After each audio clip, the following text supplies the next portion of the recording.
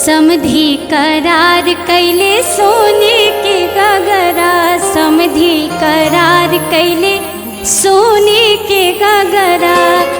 पीतर के नइखे ठिकाना रे, अरे पीतर के नइखे ठिकाना रे।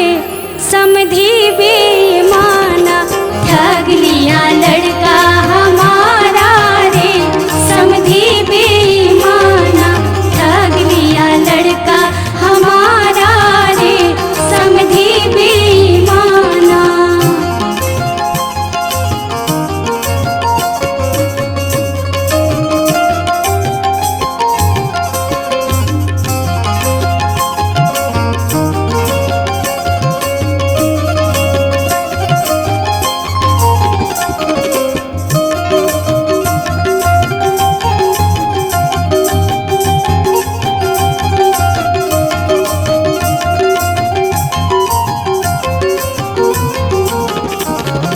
समधी करार किया सोने के सिकरी, समधी करार किया सोने के सिकरी।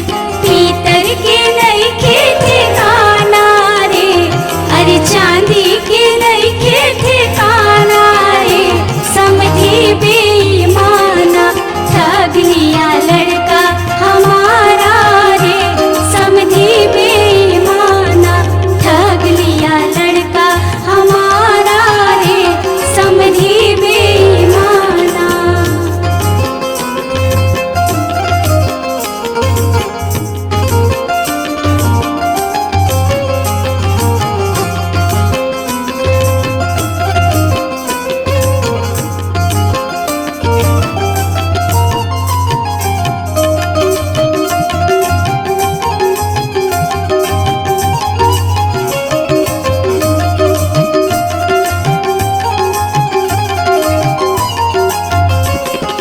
सरवा करार किया सूट बूट कपड़ा, सरवा करार किया सूट बूट कपड़ा। रुमलियों के नइखे ठिकाना रे, रुमलियों के नइखे ठिकाना रे। समधी बेईमाना ठग लिया लड़का हमारा रे, समधी बेईमाना ठग लिया लड़का हमारा रे, समधी बेईमाना।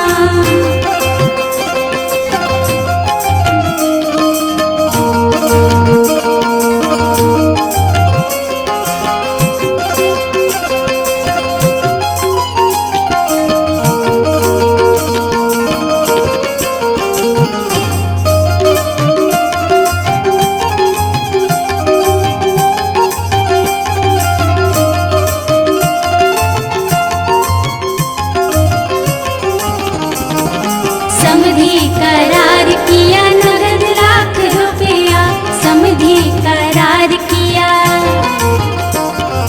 समधी करार किया नगद लाख रुपया। कौड़ी के